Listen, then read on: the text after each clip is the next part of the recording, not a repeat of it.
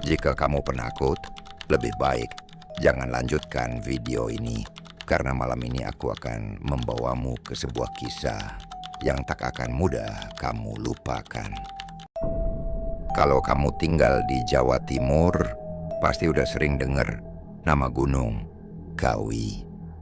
Gunung yang satu ini bukan sekadar tempat wisata alam atau pendakian biasa, tapi dipercaya jadi salah satu tempat paling keramat di Indonesia buat urusan pesugihan.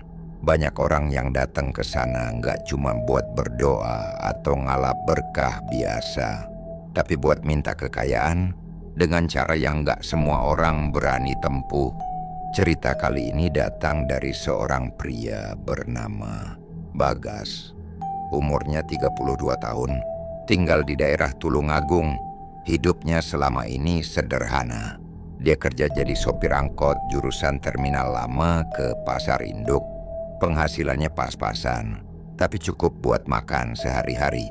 Tapi semua mulai berubah waktu istrinya melahirkan anak pertama mereka. Awalnya Bagas seneng banget. Punya anak itu impian dia sejak nikah 3 tahun lalu. Tapi kenyataan nggak semanis harapan. Biaya rumah sakit, susu, popok, kebutuhan harian, semuanya butuh duit. Sedangkan penumpang makin hari makin sepi. Apalagi sejak ojek online makin merajalela. Angkotnya kadang sehari cuma narik 2-3 orang. Sisanya muter-muter kota ngabisin bensin doang. Belum lagi utang ke koperasi buat biaya lahiran belum lunas.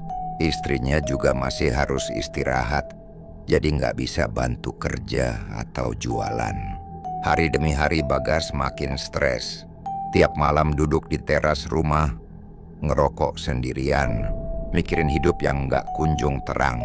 Sampai suatu malam dia ketemu sama temennya waktu SMA, namanya Darto. Mereka ketemu di warung kopi deket terminal. Darto ini dulu dikenal sebagai tukang parkir, kerjanya di pasar, sering juga bantu-bantu orang bongkar muatan. Tapi sekarang dia udah berubah total, pakai motor matic baru, bajunya rapi, kalung emas nyala di leher, bahkan katanya udah punya 3 warung kopi franchise kecil di kota. Bagas penasaran. Sambil seruput kopi, dia tanya, "Toh, kamu sekarang kerja apaan sih? Kok cepet banget berubah?" Darto cuma senyum kecil, matanya nyempil curiga ke kanan kiri. Terus dia bilang, "Kalau kamu udah mentok, kadang jalan yang gak biasa bisa jadi solusi." They must. Bagas bingung, maksudnya? "Gunung Kawi," jawab Darto singkat. Suaranya pelan, hampir kayak bisikan. "Aku ke sana sekitar 2 tahun lalu. Waktu itu aku juga buntu, gak punya kerjaan. Istri udah ancam mau balik ke rumah orang tuanya. Tapi setelah aku ke sana, semua berubah." Bagas sempat ketawa kecil. "Kamu ke sana ziarah terus dapat rezeki?" "Ya, semacam itu," jawab Darto datar. Tapi ada sorot serius di matanya. "Tapi jangan main-main. Kalau niatmu nggak kuat, atau kamu ke sana cuma buat coba-coba, bisa gila, bisa hilang selamanya. Itu bukan tempat biasa." Bagas mulai ngerasa aneh, tapi ada rasa penasaran juga. Apalagi Darto sempat ngasih kodes bahwa kalau emang niatnya kuat dan siap bayar harga, uang itu datang sendiri. Setelah malam itu, Bagas jadi kepikiran terus. Nama Gunung Kawi kayak terus berdengung di kepala. Malam-malam dia suka buka YouTube, nyari-nyari video soal pesugihan, mitos Gunung Kawi, dan semua yang berbau gaib. Semuanya bikin dia tambah penasaran. Sampai akhirnya, hari Rabu pagi, Bagas ambil keputusan nekat. Dia bilang ke istrinya mau narik ke Malang. Padahal sebenarnya dia langsung tancap gas ke arah perbatasan Malang Blitar. Tujuannya satu, Gunung Kawi. Motor tuanya meraung sepanjang jalan. Angin dingin menyambut waktu dia mulai masuk kawasan gunung. Jalanan berkelok, berkabut, dan semakin sunyi. Nggak ada suara mobil, apalagi manusia. Yang terdengar cuma suara alam dan degup jantungnya sendiri. Waktu sampai di gerbang depan, Bagas turun dari motor dan jalan kaki pelan. Ada gapura batu besar dengan tulisan pudar, "Selamat datang di kawasan Gunung Kawi." Di sebelah gapura itu duduk seorang kakek tua dengan pakaian serba putih. Rambutnya panjang, matanya tajam. Kakek itu nanya pelan, "Mau ziarah atau mau minta sesuatu?" Bagas gugup, tapi dia beranikan diri menjawab, "Saya mau cari rezeki, Pak." Kakek itu nggak banyak komentar, cuma mengangguk pelan. "Kalau niatmu kuat, kamu bakal dikasih tanda. Tapi jangan kaget kalau ada yang minta balasan." Bagas sempat berpikir balasan kayak apa. Tapi belum sempat dia tanya, si kakek udah ngilang entah kemana. Nggak ada suara langkah, nggak ada bayangan. Cuma kabut yang makin tebal. Dia lanjut masuk. Di dalam kawasan itu ada beberapa petilasan dan makam. Salah satunya adalah makam Eyang Jugo dan Eyang Sujo, yang memang terkenal jadi pusat pesugihan Gunung Kawi. Tapi yang bikin merinding, di beberapa sudut ada orang-orang berpakaian aneh, duduk bersila sambil membakar dupa dan membacakan mantra. Ada yang bawa sesajen, ayam putih, bunga 7 rupa, bahkan foto orang. Semua kelihatan serius, nggak ada yang bersuara. Bagas duduk di salah satu sudut yang agak sepi. Dia buka bungkusan dari tasnya. Nasi, rokok kretek, dan bunga melati. Sambil gemetar, dia mulai ngomong pelan. "Saya Bagas, warga Tulungagung. Hidup saya susah. Anak saya baru lahir. Istri saya butuh makan. Saya cuma mau bisa hidup layak. Kalau memang harus ada yang saya kasih, asal jangan anak istri saya siap bayar." Angin tiba-tiba berembus kencang. Dupa dari tempat lain padam semua. Tapi dupa di hadapan Bagas justru menyala makin terang. Api kecilnya menari-nari dan ada aroma wangi bercampur amis yang tiba-tiba menguar. Bagas merinding, tapi dia terusin doanya. Dan malam itu, di bawah pohon besar yang menjulang tinggi, Bagas bersimpuh sambil menangis. Dia nggak tahu apakah doanya akan didengar atau justru membawa petaka. Tapi satu hal yang dia yakini, dia nggak bisa mundur. Karena kalau balik ke rumah tanpa solusi, dia cuma akan membawa beban lebih berat. Dan malam itu, tanpa dia sadari, seekor ular besar muncul dari balik semak. Sisiknya hitam keperakan, matanya merah menyala. Tapi anehnya, ular itu nggak menyerang. Dia cuma melingkar pelan, lalu menghilang ke balik batu. Bagas pulang keesokan harinya. Matanya merah, wajahnya capek. Tapi hatinya entah kenapa, enteng. Dan sejak hari itu, hidup Bagas mulai berubah. Tapi perubahan itu adalah awal dari sesuatu yang lebih mengerikan.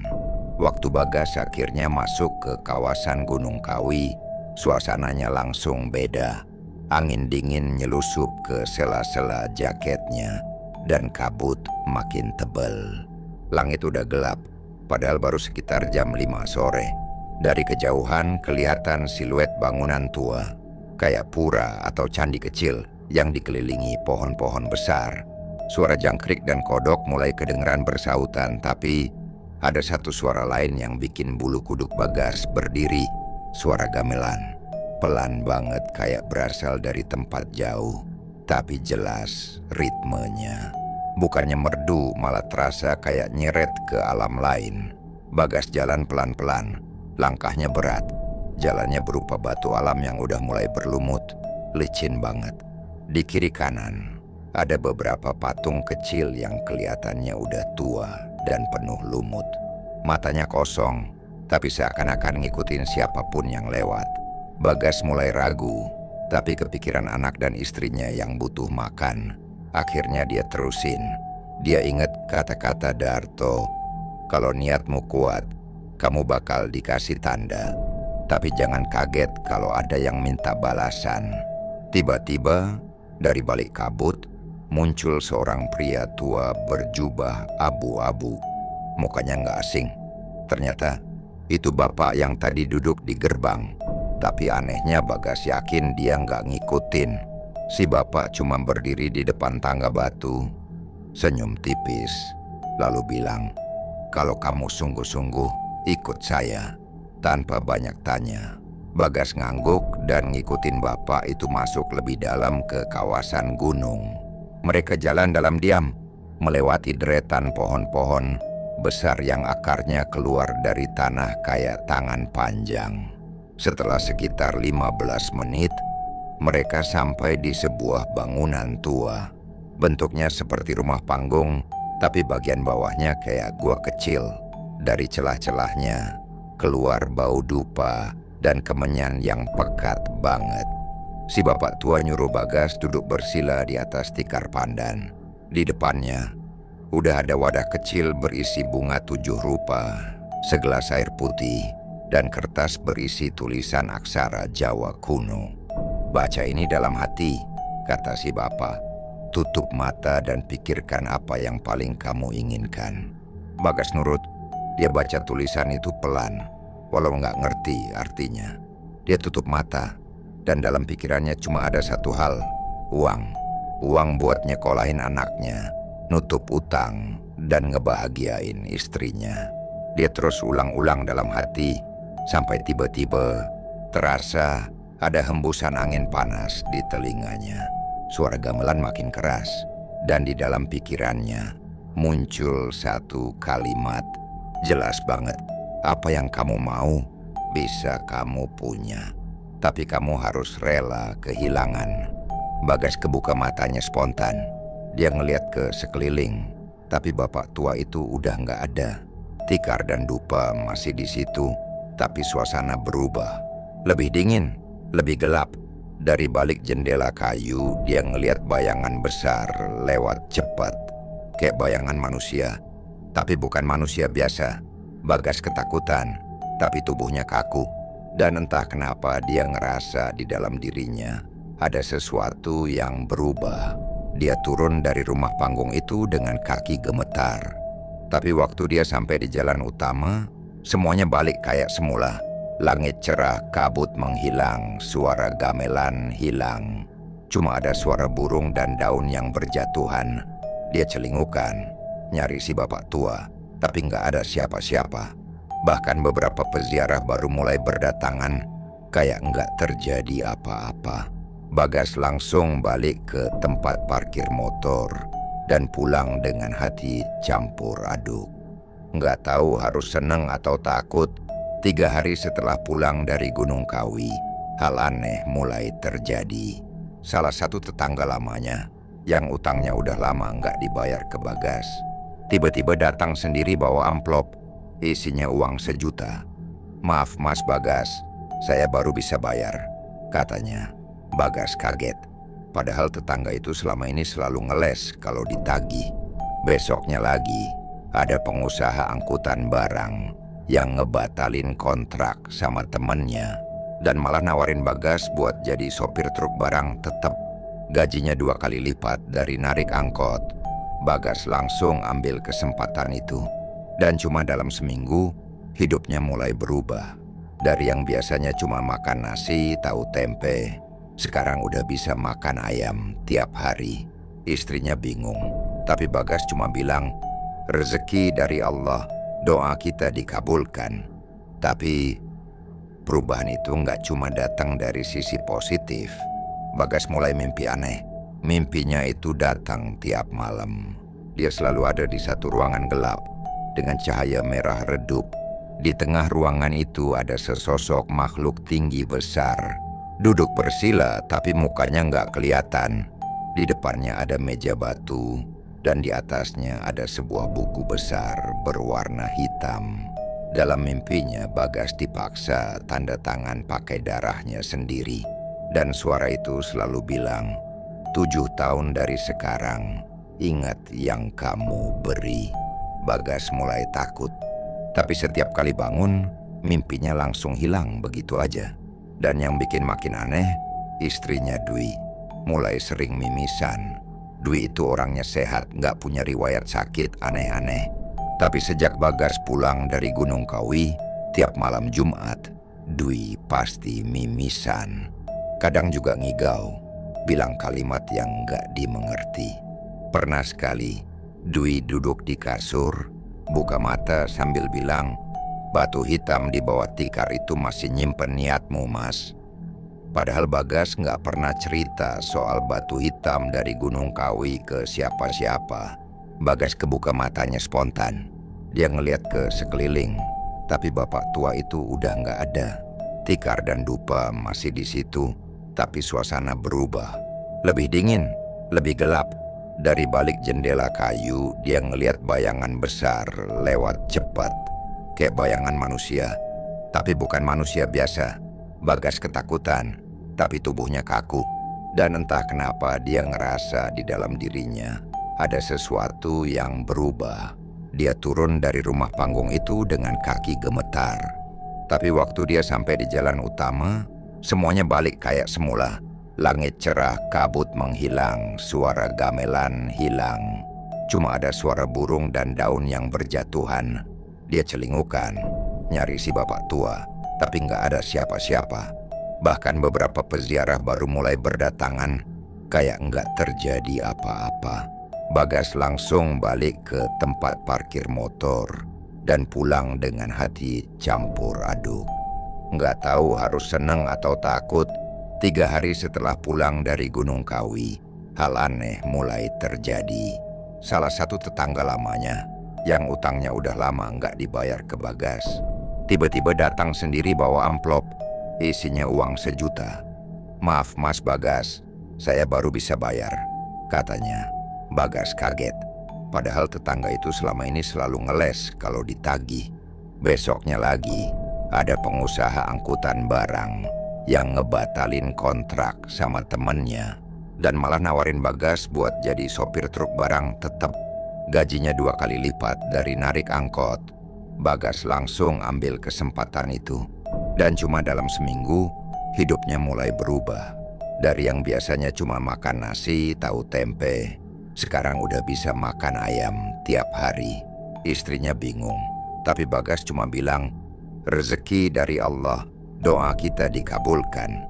Tapi perubahan itu nggak cuma datang dari sisi positif. Bagas mulai mimpi aneh. Mimpinya itu datang tiap malam. Dia selalu ada di satu ruangan gelap dengan cahaya merah redup. Di tengah ruangan itu ada sesosok makhluk tinggi besar. Duduk bersila tapi mukanya nggak kelihatan. Di depannya ada meja batu dan di atasnya ada sebuah buku besar berwarna hitam. Dalam mimpinya Bagas dipaksa tanda tangan pakai darahnya sendiri. Dan suara itu selalu bilang, 7 tahun dari sekarang, ingat yang kamu beri. Bagas mulai takut. Tapi setiap kali bangun, mimpinya langsung hilang begitu aja. Dan yang bikin makin aneh, istrinya Dwi mulai sering mimisan. Dwi itu orangnya sehat, gak punya riwayat sakit aneh-aneh. Tapi sejak Bagas pulang dari Gunung Kawi, tiap malam Jumat, Dwi pasti mimisan. Kadang juga ngigau, bilang kalimat yang gak dimengerti. Pernah sekali, Dwi duduk di kasur, buka mata sambil bilang, "Batu hitam di bawah tikar itu masih nyimpen niatmu, Mas." Padahal Bagas nggak pernah cerita soal batu hitam dari Gunung Kawi ke siapa-siapa. Makin hari, Bagas makin nggak tenang. Tapi uang terus datang. Orderan makin banyak, bahkan dapat bonus dari bosnya. Anak mereka Ardi juga sehat dan makin lincah. Tapi di balik itu, setiap malam Jumat, suasana rumah selalu berubah. Lampu kamar suka kedip-kedip, bau kemenyan muncul tiba-tiba. Kucing tetangga yang sering main ke rumah ditemukan mati di depan pintu dengan mata melotot. Dan malam-malam tertentu, Bagas ngelihat bayangan tinggi berdiri di pojok ruang tamu. Nggak gerak tapi matanya merah menyala. Cuma muncul sebentar, lalu hilang. Suatu malam Dwi akhirnya nanya langsung, "Mas, kamu ngelakuin apa sih waktu ke Gunung Kawi?" Bagas bingung mau jawab apa.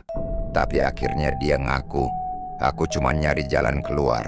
Aku pengen hidup kita lebih baik." Dwi nangis.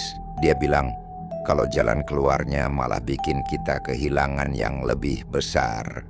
Lebih baik nggak usah. Malam itu mereka tidur dalam ketakutan. Dan benar saja mimpi Bagas makin parah.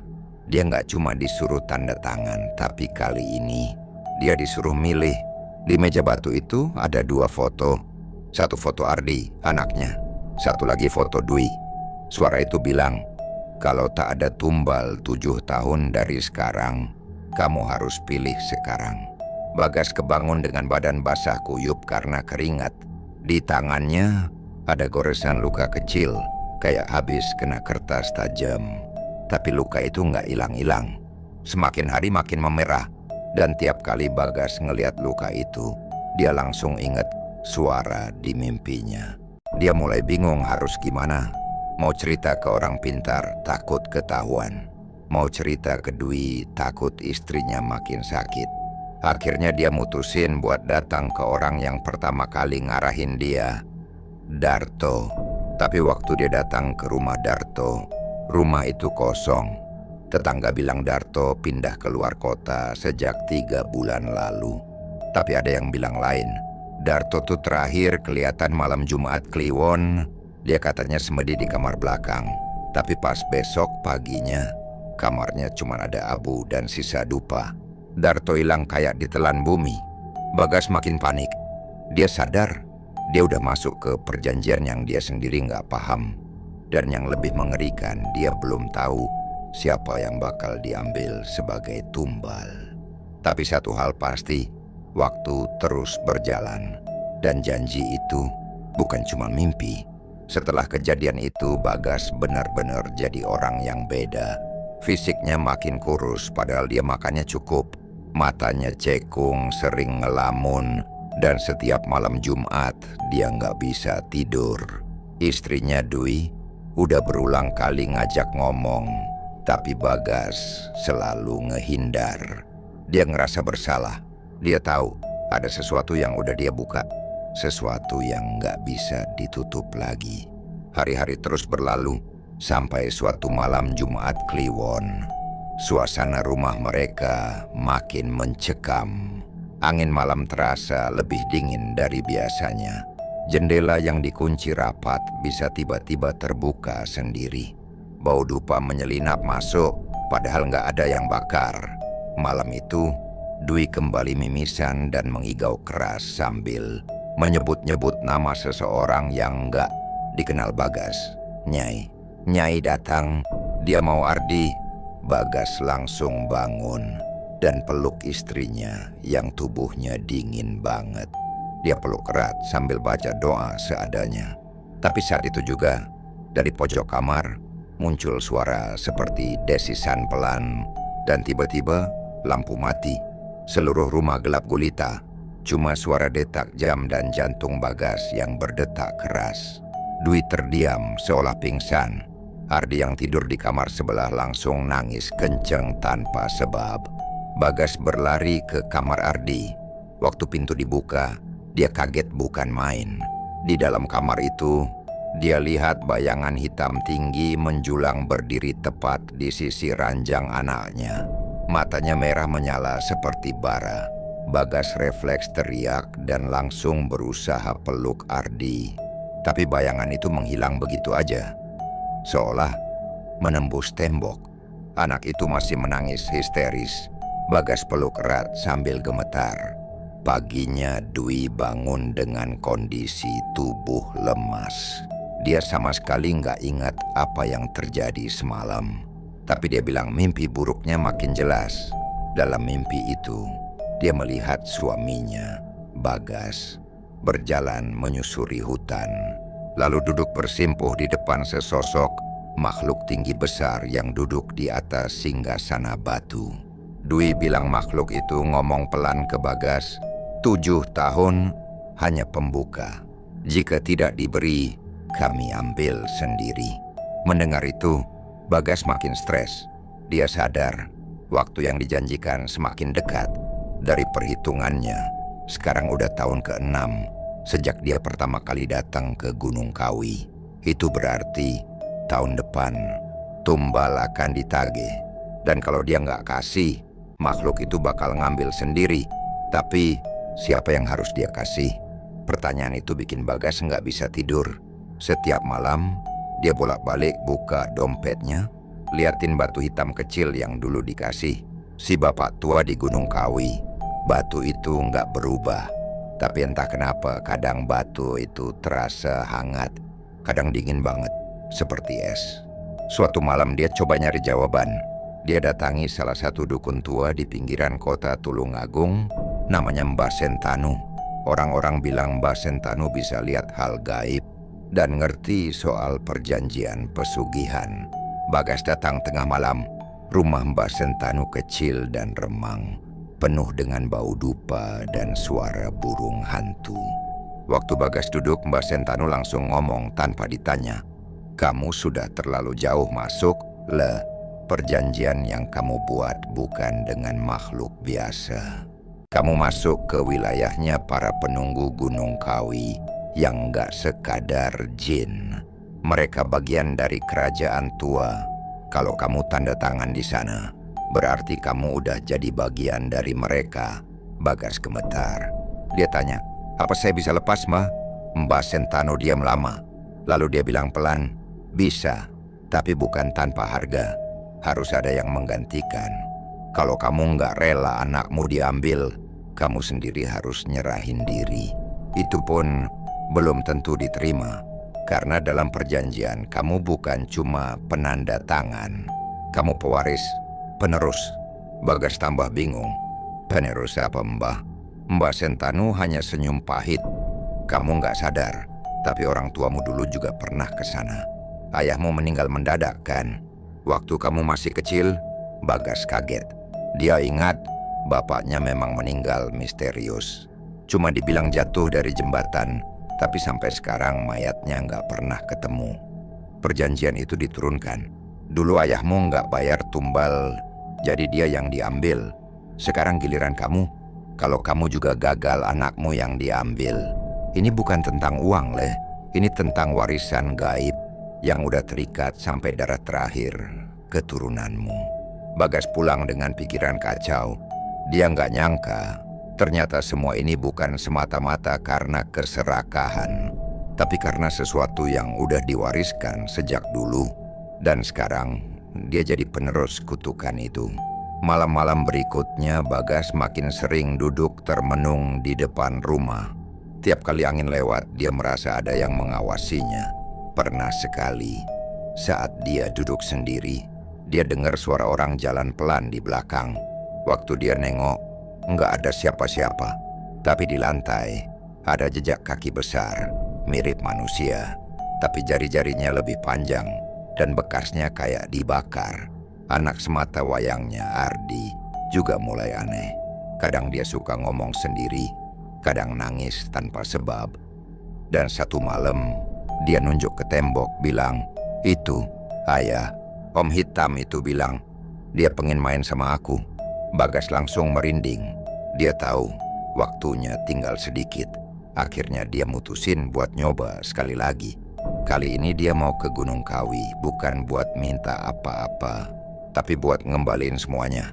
Dia mau minta perjanjian itu diputus, apapun risikonya. Dwi sempat melarang, tapi Bagas bilang, "Kalau aku nggak pergi, nanti yang pergi Ardi." Dengan berat hati, istrinya mengizinkan. Bagas berangkat malam Jumat, sama seperti 7 tahun lalu. Dia bawa batu hitam itu, bunga 7 rupa, dan kertas perjanjian yang dulu dia temukan setelah mimpi pertama. Dia naik ke puncak, ke tempat yang sama. Dan kali ini, dia nggak sendiri. Saat sampai di tikungan terakhir sebelum masuk ke wilayah sakral, dia melihat bayangan tinggi besar udah menunggunya. Matanya merah, tubuhnya tertutup jubah hitam, dan tangannya panjang menjulur. Bagas gemetar, tapi dia tetap jalan pelan, bersimpuh di depan makhluk itu. "Saya nggak minta apa-apa lagi," kata Bagas lirih. "Ambil semuanya, tapi jangan anak saya." Makhluk itu diam, lalu menyodorkan tangan.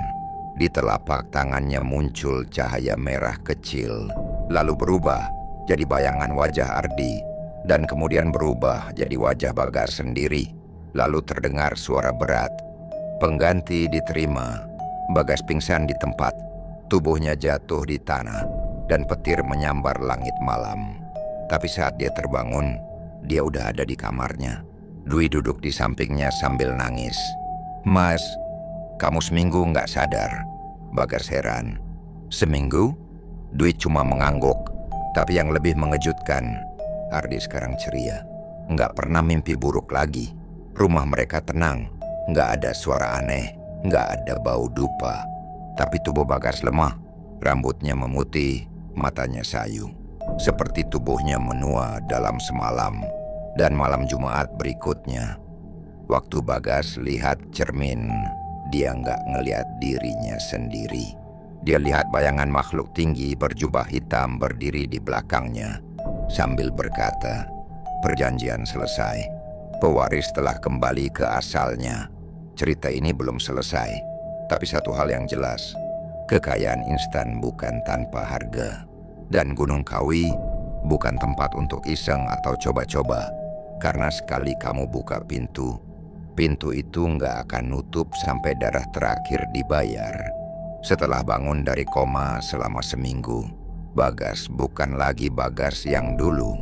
Secara fisik dia masih bisa bicara, masih bisa makan. Tapi dalam dirinya ada sesuatu yang seperti kosong. Kayak sebagian jiwanya ketinggalan di Gunung Kawi. Dia lebih banyak diam, lebih sering duduk menatap kosong keluar jendela.